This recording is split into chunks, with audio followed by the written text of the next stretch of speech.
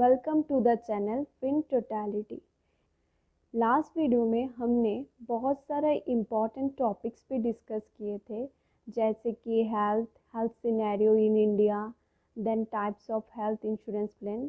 इस सब के बारे में हम एक ओवरव्यू लिए थे लास्ट वीडियो में। इस वीडियो में हम कुछ important checklist, add-ons and benefits ये सब के बारे में डिस्कस करेंगे, जो एक पॉलिसी होल्डर को जानना ज़रूरी है before taking any health insurance. जब हम इंश्योरेंस लेने के बारे में सोचते हैं तो हमारे दिमाग में बहुत सारा सवाल आता है, जैसे कि कौन सा कंपनी से इंश्योरेंस लो, देन प्लान सिलेक्ट करने से पहले कौन सा चीज़ें ज़रूरी है जिससे हम सही प्लान सिलेक्ट कर पाए, देन इंश्योरेंस कैसे करवाऊँ, इंश्योरेंस ब्रोकर्स या डायरेक्ट कंपनी से, देन क्लेम कैसे करें इंश्योरेंस कंपनी से, ये सब। इन्हीं सब सवाल के बारे में हम इस वीडियो में डिटेल में डिस्कस करेंगे। जैसे कि पहला सवाल जो हमारे सबके मन में आता है कि हम कौन से कंपनी से अपना हेल्थ इंश्योरेंस करवाएं। मार्केट में आपको बहुत सारे कंपनीज मिल जाएंगे, पर आपको कैसे पता चलेगा कि एक कंपनी अच्छा है या आप उस कंपनी पर ट्रस्ट कर सकते हो?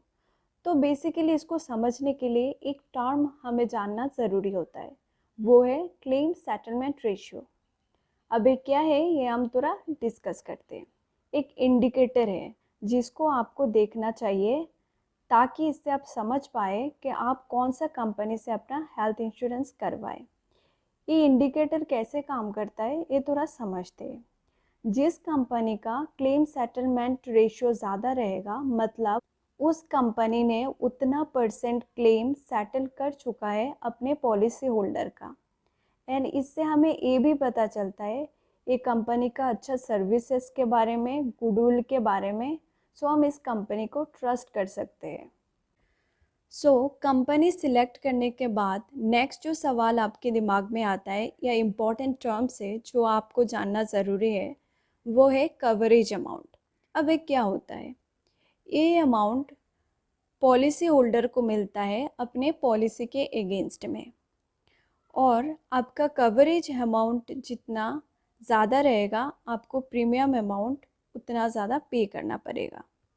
नेक्स्ट इम्पॉर्टेंट चेकलिस्ट जिसे हमें जानना बहुत ज़रूरी है वो है cashless health cover and reimbursement claim. ये क्या होता है?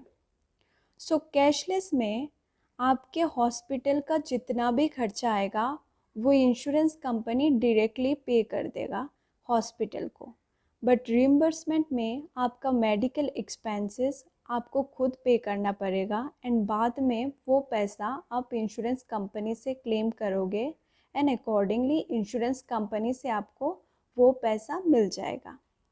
अब एक कैशलेस क्लेम हमें कौन सा हॉस्पिटल में मिलेगा एंड रिइंबर्समेंट क्लेम कौन से हॉस्पिटल के लिए है, इसको जानने के लिए network and non network hospital जानना ज़रूरी है। नेटवर्क हॉस्पिटल वो सारे हॉस्पिटल है जिनके साथ आपकी इंश्योरेंस कंपनी का टाई अप है, और आपको कैशलेस क्लेम का फीचर्स इन्हीं सब हॉस्पिटल में मिलेगा। नॉन नेटवर्क हॉस्पिटल वो सब है जिन हॉस्पिटल के साथ आपकी इंश्योरेंस कंपनी का टाई अप नहीं रहता, और अगर आप इन सब हॉस्पिटल से अपना ट्रीटमेंट करवाते हो तो आप अपने एक्सपेंसेस रीइंबर्समेंट करना होगा इंश्योरेंस कंपनी से, आप कैशलेस क्लेम नहीं कर सकते।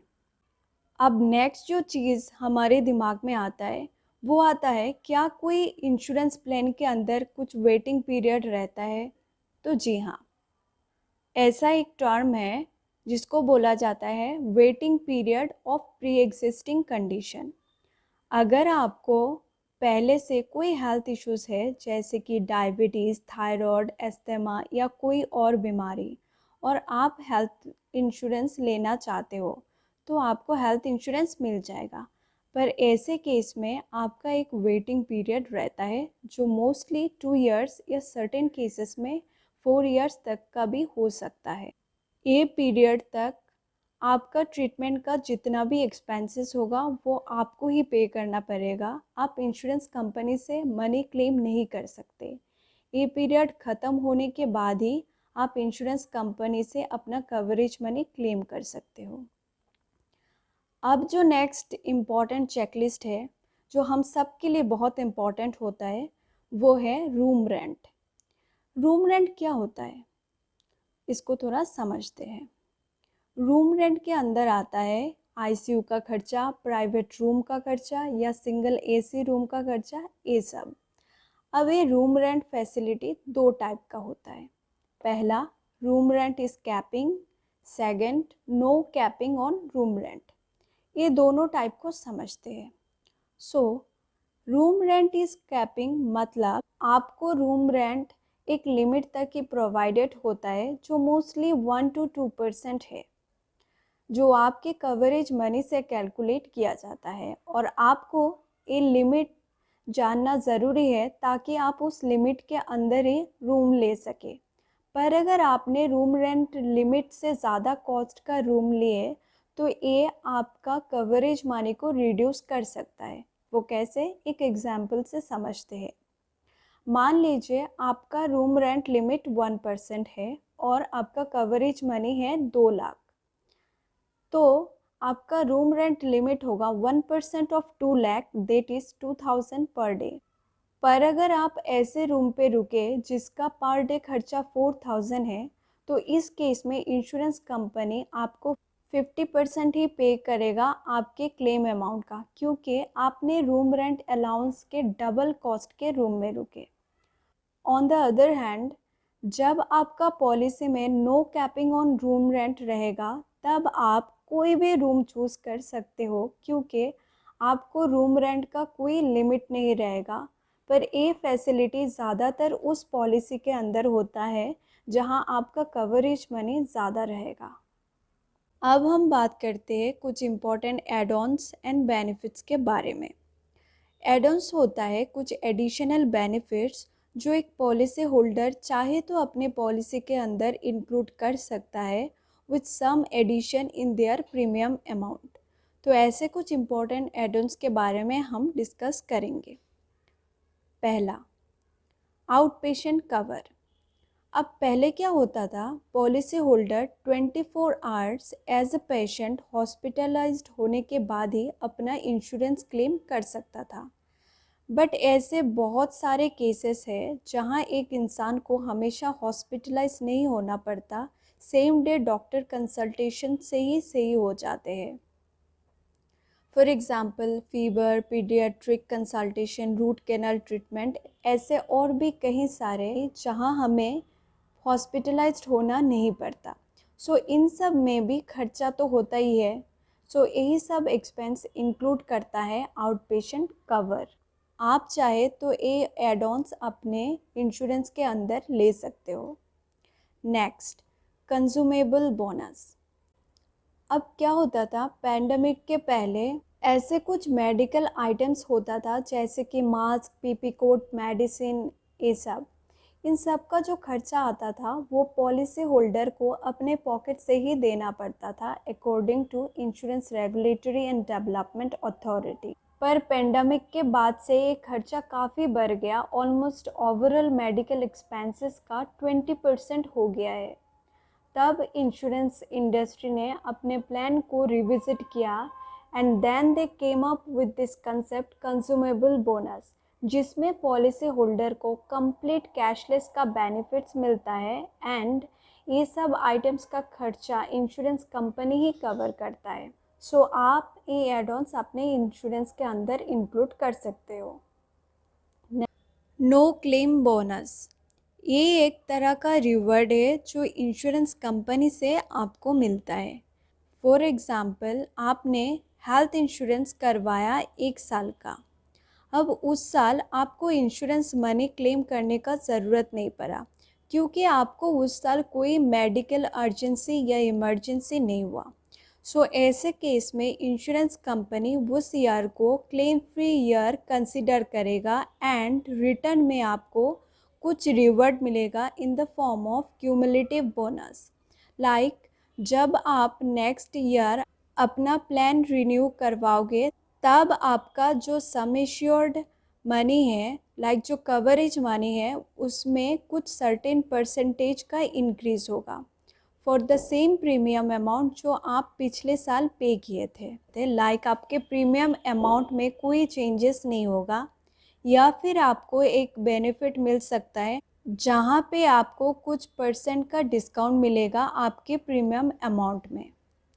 Next, medical inflation cover. अब हम सबको इन्फ्लेशन के मीनिंग के बारे में पता है, जब चीज़ों का दाम बढ़ जाता है।